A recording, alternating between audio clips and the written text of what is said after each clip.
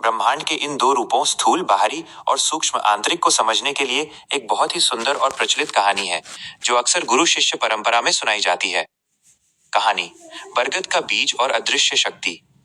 एक बार एक महान ऋषि के पास उनका शिष्य आया और उसने वही प्रश्न किया जो आज आपने उठाया है।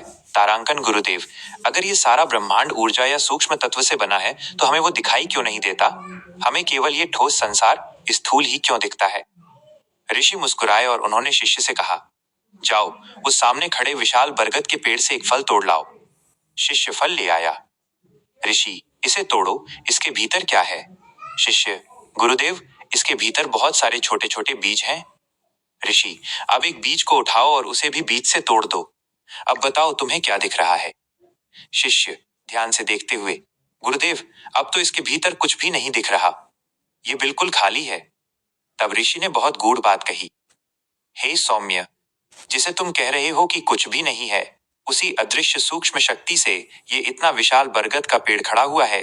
इस बीज के भीतर वह सूक्ष्म ऊर्जा आत्मा चेतना मौजूद है जो दिखाई नहीं देती, लेकिन जब उसे मिट्टी, जल और वायु जैसे स्थूल तत्व मिलते हैं तो वो एक विशाल शरीर पेड़ का रूप ले लेती है। कहानी का सार, मैसेज। इस कहानी से हमें तीन मुख्य बातें समझ आती हैं। एक, दृश्य का आधार अदृश्य है।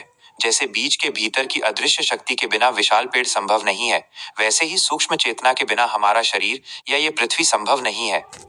दो, स्थूल केवल माध्यम है। पेड़ का तना, पत्तियां और फल स्थूल केवल उस बीज की शक्ति को प्रकट करने का एक माध्यम है।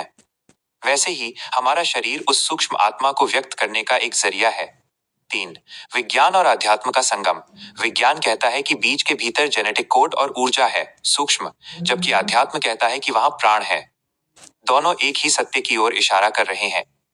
निष्कर्ष, जैसे दूध में घी होता है पर दिखता नहीं, उसे मथना पड़ता है, वैसे ही इस स्थूल संसार के कण कण में वो सूक्ष्म ऊर्जा व्याप्त है जिसे केवल ज्ञान और अनुभव की आंखों से देखा जा सकता है।